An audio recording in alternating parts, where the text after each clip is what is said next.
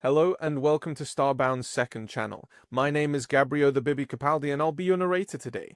But before we get into today's story, please do check down below that you are subscribed to the channel. It's 100% free and helps us pop up on your feed a bit more often. A decade had passed since the war erupted and Admetus fell under siege. Once a beacon of peace and progress, the Vitrarian homeworld had endured wave after wave of destruction, losing 6 of its top generals in the chaos. Now, only General Vixar remained, commanding the last standing Vitrarian battalion. As the final line of defense held firm and soldiers used their lives to buy time, he was protected in a bunker, engaged in delicate negotiations, seeking an alliance with humanity. Vixar sat rigidly on a simple metal chair, its utilitarian design reflecting the austere reality of their current situation. 3 soldiers stood at attention behind him, their expressions as unyielding as the bunker walls surrounding them. The general's yellow eyes gleamed with a sharp intelligence as they fixed upon the screen before him. His bipedal form was not unlike that of the humans he was about to address. 2 arms, 2 legs, 5 fingers on each hand. Yet the subtle differences marked him clearly as Vitrarian. Ridges protruded elegantly along his forehead, creating a natural crown-like formation that swept backwards over his hairless skull. His face, while proportioned similarly to a human's, carried a certain angularity to the cheekbones and jaw that gave him a perpetually focused expression. His skin bore a faint bluish undertone that seemed to shift with the harsh lighting of the bunker. He wore the same standard-issue combat uniform as the soldiers behind him, a muted green-grey fabric reinforced with slim protective panels at vital points. This sartorial choice was not accidental. Vixar believed in showing his troops that he was one among them, not elevated by rank or circumstance. The only real difference between his role and theirs was that his position required far more talking than direct combat, though he had seen his fair share of battles in the earlier years of the conflict. The uniform was worn but pristine, maintained in accordance to military standard, despite the crumbling world around them. His exterior presented immaculate military bearing, spine straight, shoulders squared, chin held high, a posture he had maintained through countless battles and endless council meetings. Yet beneath this carefully constructed facade, anxiety churned like a violent storm. In mere moments, he would be face to face with humanity's representative, speaking across the vast emptiness of space from their homeworld, Earth. Humanity was far from unknown to the galaxy at large. They were a well-documented species within the records of the Galactic Council, though they themselves had refused membership when offered several decades before the current conflict began. Their reasoning had been multifaceted, but ultimately centered on what they perceived as the Council's ineffectiveness. Humans called the organization bureaucratic theater, a forum for discussion that rarely resulted in meaningful action. They had pointed to the Council's inability to enforce its own resolutions, its tendency toward appeasing the most powerful members rather than upholding its stated principles, and its failure to address interstellar crises with appropriate urgency. Rather than join what they viewed as a purposeless organization, humanity had opted for independence, forging their own bilateral trade agreements and security pacts with individual species as they saw fit. Vixar couldn't tear his gaze away from the screen before him. It was nothing elaborate, no virtual reality interface or 3-dimensional holographic display, just a flat, 2-dimensional screen mounted on the bunker wall. The Vitrarians had abandoned such luxuries early in the war, returning to simpler technologies that required fewer resources to maintain. "Think they'll actually show up this time, General?" The question came from Zoxar, the youngest of the 3 soldiers standing guard. His tone showed the easy familiarity that only emerged between those who had faced death together countless times. Vixar allowed a small smile to crack his stern expression. "You ask that every time, Zoxar. And someday I'll be right to doubt," Zoxar replied with a shrug that momentarily disturbed the perfect formation. "The humans have kept every appointment so far, Vixar said, turning slightly in his chair. In negotiations, punctuality is more than courtesy. It's a demonstration of intent. Intent doesn't win wars, muttered another soldier, though there was no real bite to his words. No, Vixar agreed, but allies might. The brief exchange broke the rigid formality of rank, a small moment of connection between warriors who had endured far too much together to stand on ceremony in private. The chronometer on the wall clicked over to the precise moment that had been arranged for their communication.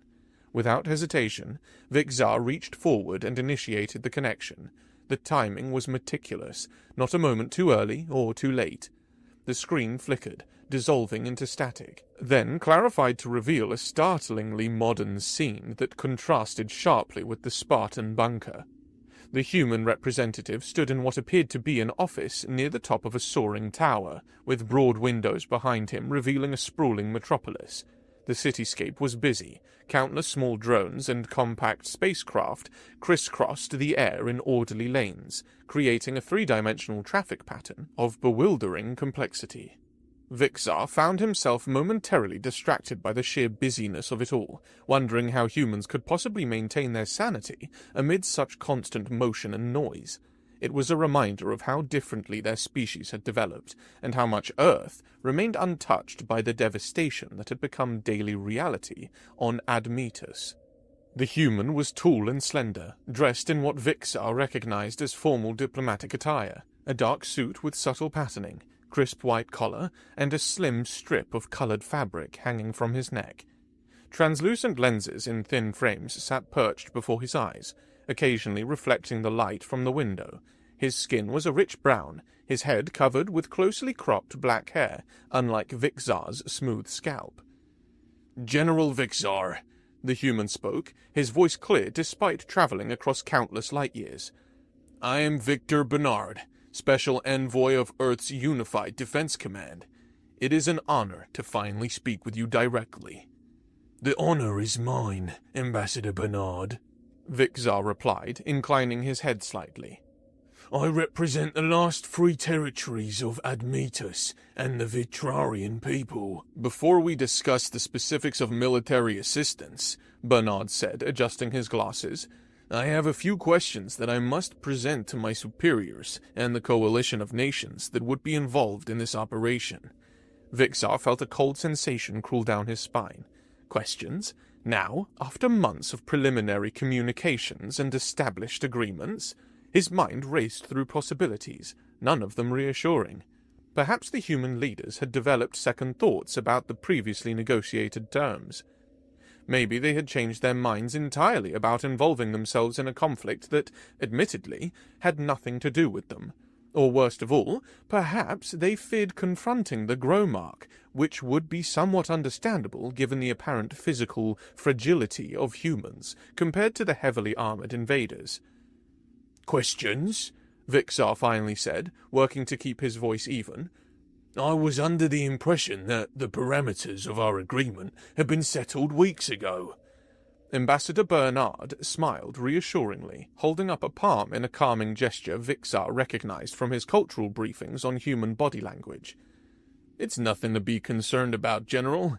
Merely confirmation of certain details before we can give the final order to our fleet, which, I should mention, is already assembled and standing by.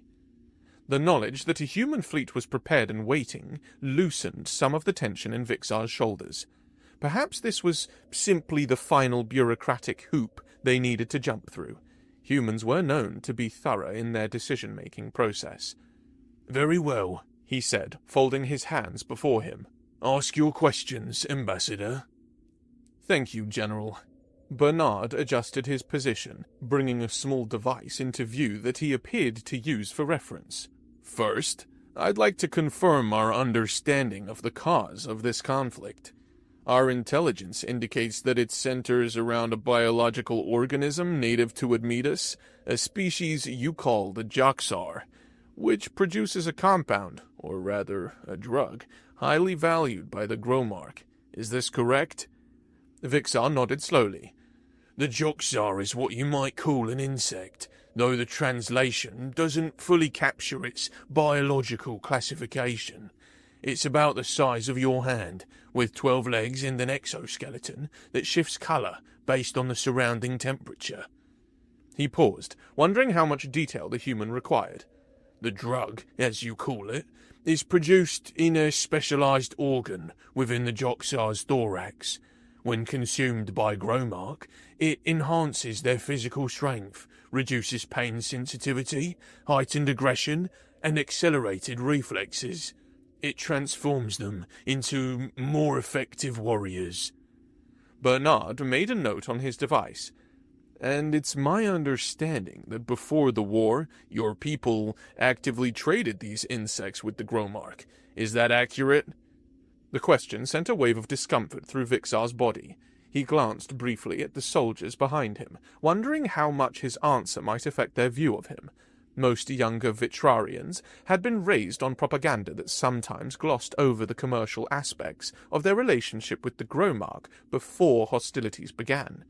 But if the humans were to be true allies, they deserved the truth. Yes, he admitted after a moment of internal debate. For nearly 3 decades, the Joxar trade was one of our most profitable exports. The Gromark valued the insect so highly that they were willing to exchange advanced technology, rare elements, and security guarantees. It brought unprecedented prosperity to many regions of Admetus. I see, Bernard responded neutrally. And could you explain what changed?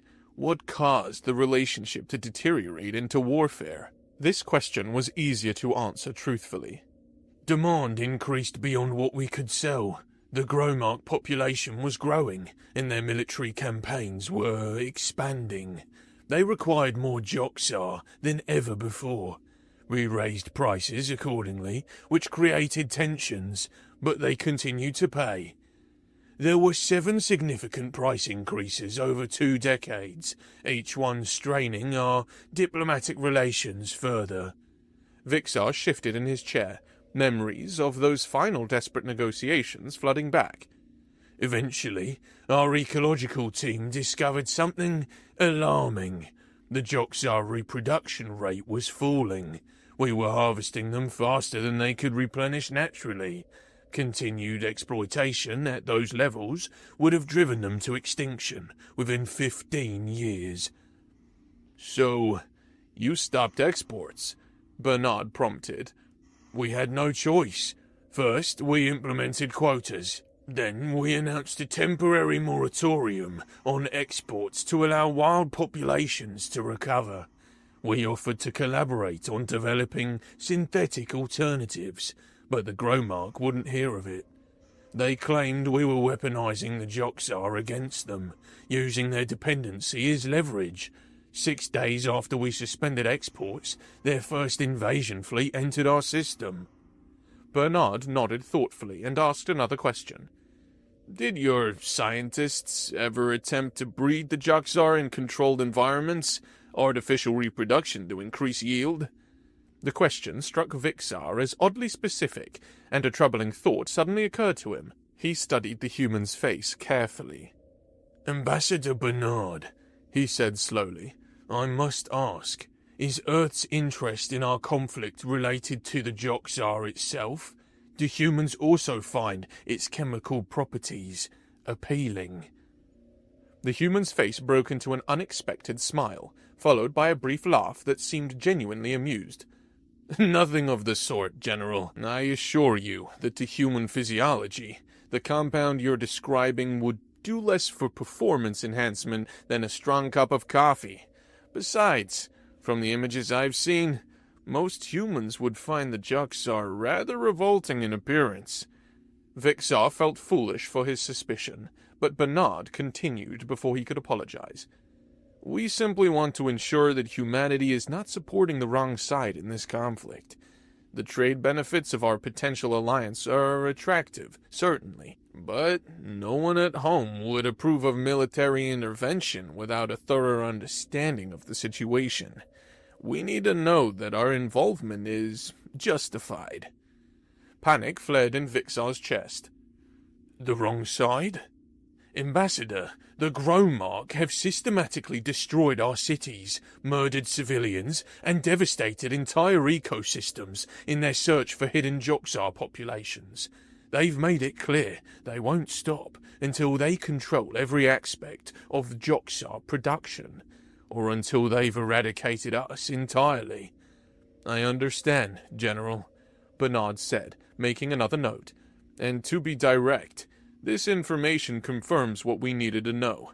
From our perspective, you've got a race of militaristic junkies invading your world and slaughtering your people because they want bugs to get high. That's a rationale for intervention that will satisfy even our most reluctant coalition members and the court of public opinion. He set his device down and looked directly at Vixar. Those were the questions I needed answered for now. I can confirm that the human fleet will depart from Admedian space within the hour. Hold your positions, General. In a matter of days, this decade-long nightmare will be over. Vixar couldn't fully suppress a flicker of annoyance at the casual certainty in the human's voice. How could he speak so confidently about ending a conflict that had consumed an entire planet for 10 years? A war that had claimed billions of lives, reduced majestic cities to rubble, and brought a once thriving civilization to the brink of extinction.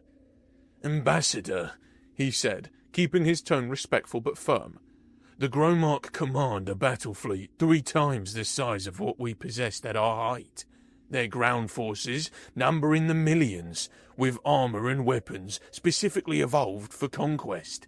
They've destroyed 6 of our 7 defense forces and driven us to our final strongholds. With all due respect to Earth's military power, what makes you so certain your intervention will be decisive? Before Bernard could answer, his attention seemed caught by something off-screen. He glanced away, then looked back at Vixar with an apologetic expression. I'm terribly sorry, General, but I have an urgent call from the fleet commander that I must take. Continue your defensive operations as planned. Our fleet will arrive soon. The screen went dark before Vixar could respond, leaving him staring at his own reflection in the blank display. The abrupt ending left him with a profound sense of uncertainty. Had all this been an elaborate charade? Would the humans actually arrive, or had they simply been gathering intelligence for their own purposes? Zoxar stepped forward, breaking protocol.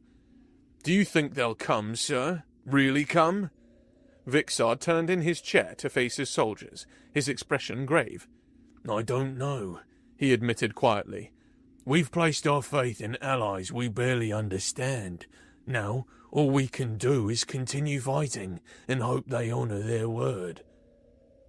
The next day, Vixar, in a vastly different setting, the sleek interior of a stealth scout ship, completely silent as he, Zoxar, and his strategy advisor, Sovar, clustered around a tactical display.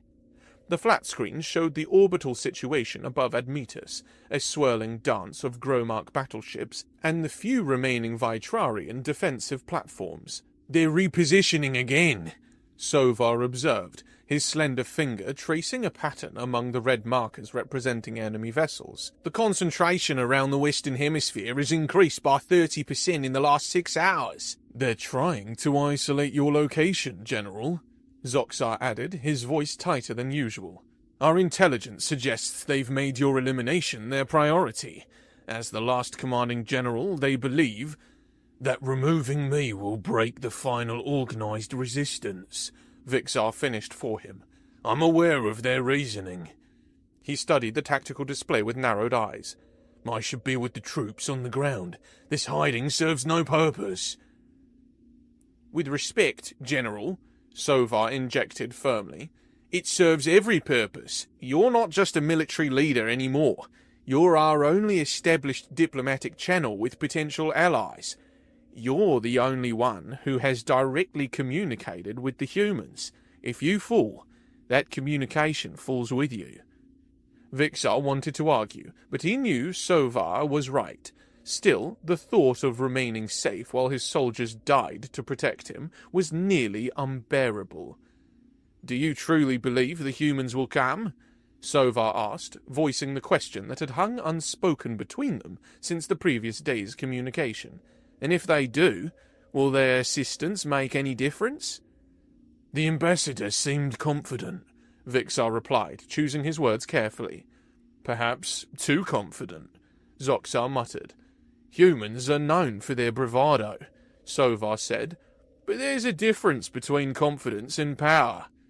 Vixar was about to respond when a sharp alarm cut through the ship's ambient noise. The tactical display suddenly glowed as the Gromark fleet began rapid, coordinated movements unlike anything they had observed before.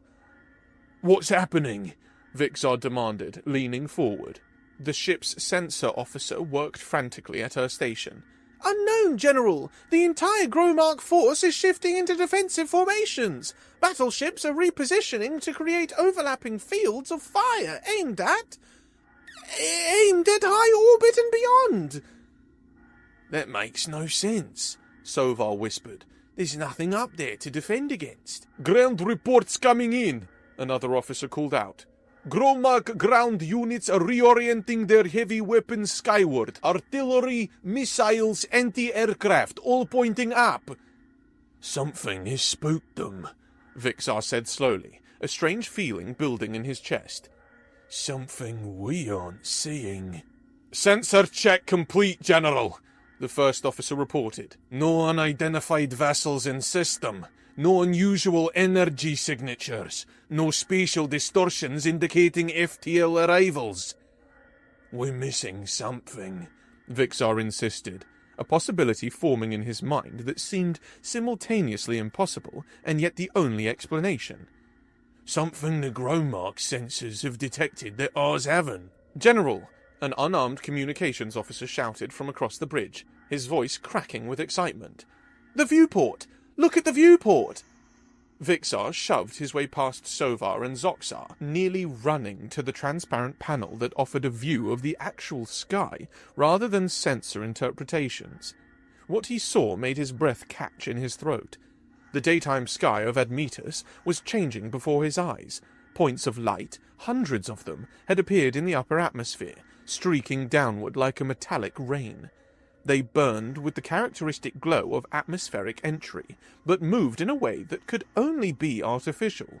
From this distance they appeared small, but Vixar knew that anything visible from this far away had to be massive. General? The communications officer called again, his voice now hushed with awe. We're receiving transmissions, but not through the FTL network. They're conventional radio signals, originating from those objects in the sky. Vixar couldn't tear his eyes away from the viewport, watching as more and more lights appeared, turning the sky into a cascade of falling stars. After 10 years of unrelenting darkness, the sight kindled something in his chest that he had almost forgotten. The humans, he whispered, his voice barely audible even to himself. The humans are here. Silence engulfed the stealth ship. It was not the tense silence of dread they had grown accustomed to, but something different, something they had almost forgotten. As Vixar turned from the viewport, he caught the eyes of each person on the bridge. In Zoxar's wide gaze, he saw a childlike wonder, as if witnessing something from ancient legends come to life. Sovar's typically impassive face had softened, the ridge lines of strategic calculation momentarily replaced by something fragile. Even the communications officer, who had called their attention to the viewport, stood frozen, mouth slightly open, forgotten words hanging in the air. Hope. It was hope he saw in them, each displaying it differently, some with trembling hands, others with straightened shoulders, a few with glistening eyes, but unmistakably hope. Without a word, Vixar was the first to rush back to the tactical display. A cluster of officers quickly gathered behind him, their movements energized by the same unspoken emotion. No order was given, yet someone took the initiative to replace the radar and satellite imagery with live footage from various front lines across the planet. The flat screens around them filled with real-time transmissions from the battlefield that, moments ago, had been scenes of desperate last stands. The northern screen showed a Gromark stronghold many miles from their current position. For years it had been impenetrable, a fortress from which the enemy launched devastating raids against civilian settlements. Now, hundreds of objects, clearly missiles, descended upon it simultaneously. The speed and power was breathtaking. Each projectile found its target with uncanny accuracy. Structures that had withstood years of Vitrarian assault crumbled in seconds. Suddenly, a blindingly bright light flashed through the viewport, so intense that several officers raised their arms instinctively to shield their eyes. The light faded quickly, leaving after-images dancing in their vision. "Atomic detonation detected," an officer reported, voice cracking with shock. "In high orbit. We're safe from radiation and the blast wave, but—" He stared at his console in disbelief. "A Gromark flagship has vanished from our scanners. Completely gone." Vixar felt his mind racing to process what was happening. The humans had arrived, but not with the measured approach of allies coming to assist in a prolonged campaign. They had arrived with their guns blazing, striking without announcement, shooting first with overwhelming force. A part of him appreciated the tactical brilliance. No posturing, no warnings, just immediate and decisive action. It was exactly what the Gromark would never have expected from a species they had likely dismissed as soft and diplomatic. With the loss of one of the 5 Gromark ships, the balance of power would shift significantly. Perhaps in the coming weeks, with coordinated human Vitrarian efforts, they could— "Second flagship hit!" The same officer interrupted his thoughts, disbelief evident in every syllable. "Ground-based detonation at the Southern Command Center. Unyielding dominance. Is just gone." "High Commander Kroll was on board," another officer added shakily. "If confirmed, that's the second highest ranking Gromark military leader eliminated." The bridge erupted in a chaos of voices, each officer struggling to reconcile what they were witnessing. 2 flagships destroyed. 2! In the span of minutes. Vessels that had terrorized their world for a decade, obliterated before they could even process the destruction of the first. "It must be the element of surprise," Sovar stated, his analytical mind trying to impose order on the incomprehensible. "They never expected an attack from an unknown force." "No," countered the sensor officer, shaking his head vigorously. "The Gromark detected the human approach before our instruments did. They had time to reposition their defenses. This wasn't a surprise attack. This was just overwhelming force." "Look at that!" An officer's shout cut through their debate, his finger jabbing toward another screen. This display showed the vast yellow fields to the east, where the Gromark had spread their ground forces into numerous small strongholds, a strategy that had proven devastatingly effective against the Vitrarians' dwindling numbers. The screen now showed hundreds of human drop pods punching through the atmosphere like metal rain. As each pod slammed into the ground, it spilt open to reveal armed soldiers who moved in small teams. Above them, human aircraft conducted precision strikes against Gromark anti-aircraft positions, clearing the way for more pods to land. "They're sending ground troops," Zoxar whispered in amazement. "Actual living soldiers?" Vixar couldn't hide his astonishment either. This was far beyond the orbital support they had expected. These were human beings, flesh and blood like his own people, willingly descending into the hell of a foreign war on a distant planet. What could possibly motivate them to risk their lives for a species they had only just met? The question troubled him almost as much as it moved him. The sky outside flashed brilliant white once more. No one flinched this time. "Another flagship," began the monitoring officer. "Let me guess," Vixar cut him off, a strange calm settling over him as the impossible became mundane through repetition. "Another flagship destroyed?" The officer simply nodded, stunned into near speechlessness. "The Eternal Conquest. It was attempting to break orbit when it was intercepted." Vixar found himself strangely detached as he watched the screens. For years, these Gromark flagships had been symbols of terror and hopelessness, massive, seemingly invulnerable monoliths that darkened the skies of Admetus. He had lost count of how many plans, how many lives, had been sacrificed in failed attempts to even damage one of these vessels, and now they were being erased from existence, one after another, as if they were nothing more than troublesome insects. The comparison to insects, to the Joxar, was not lost on him. A war that had begun over insects was now ending, with the mighty Gromark being swatted from the sky with casual strikes. There was a certain poetic justice to it, though Vixar took no pleasure in the observation. Too many had died for any outcome to feel truly satisfying. "General!" the communications officer called urgently. "The Gromark are broadcasting on all frequencies. They're requesting to open a channel with the highest-ranking Vitrarian authority." Vixar paused, considering the request. Just hours ago, Gromark hunters had been combing the planet for his location, determined to eliminate the last Vitrarian general. Now they sought dialogue? He thought of the billions dead, the cities reduced to ash, the decade of suffering. "Decline," he said firmly.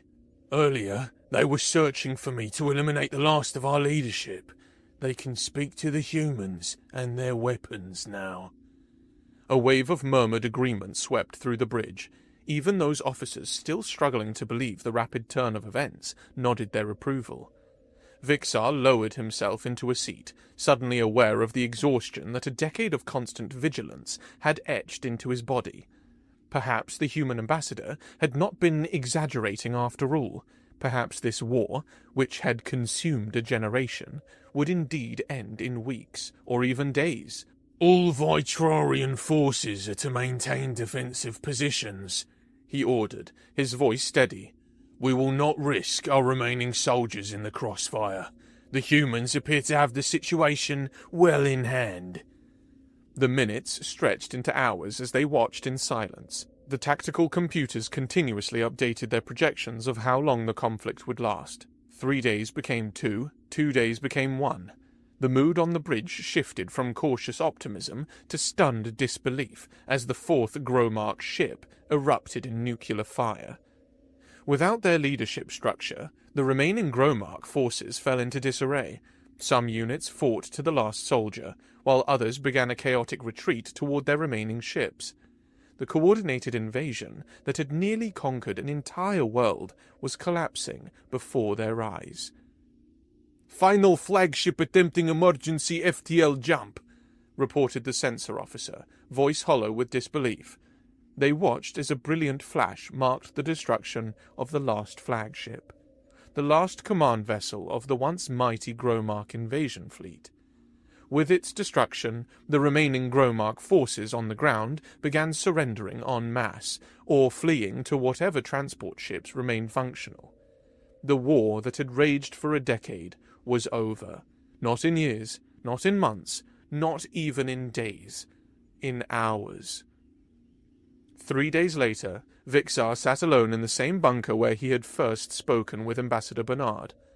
When the request for communication came through, he accepted it, immediately. The human appeared on screen, looking exactly as he had during their first conversation. Same office, same view of busy Earth skies, same calm demeanor. "General Vixar," Bernard greeted him with a respectful nod. "I trust you're well?"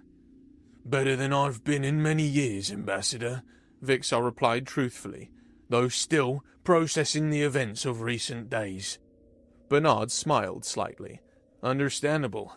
I wish to inform you that we've received communications from several Gromark factions. Some have offered terms of surrender. Others have made rather elaborate threats. We're capable of handling both approaches." "And what happens now?" Vixar asked. "We've permitted the surviving Gromark to return to their homeworld," Bernard explained. "The blockade of your system is lifted. The Vitrarian sovereignty is restored in full." Vixar felt a flash of anger. "After what they did to us, the billions dead, the cities destroyed, they simply get to go home?" Bernard's expression remained composed. "What would you prefer, General? Genocide? Permanent imprisonment? Neither would bring back your dead. We understand if the Vitrarian people wish to seek justice, or even vengeance once you've rebuilt your strength. Humanity will not interfere in whatever course you choose." The ambassador leaned forward slightly. "But neither will we help a second time if you attack them. This intervention was a one-time affair. The future relationship between Vitrar and the Gromark is yours to determine." "You speak of our future as if it's already secured," Vixar said, a hint of bitterness creeping into his voice. "Our planet is in ruins, our population decimated, our economy destroyed. The Gromark have taken everything from us." Bernard nodded solemnly. "Not everything, General. They failed to take your survival. As for the rest, reconstruction aid will begin arriving within the week. Medical supplies, food, infrastructure specialists. Earth's nations have agreed to a comprehensive assistance package." He paused, his expression softening slightly. "We didn't just come to end your war, General. We came to help you rebuild afterward." Vixar hadn't expected this. In all their negotiations, the focus had been exclusively on military assistance.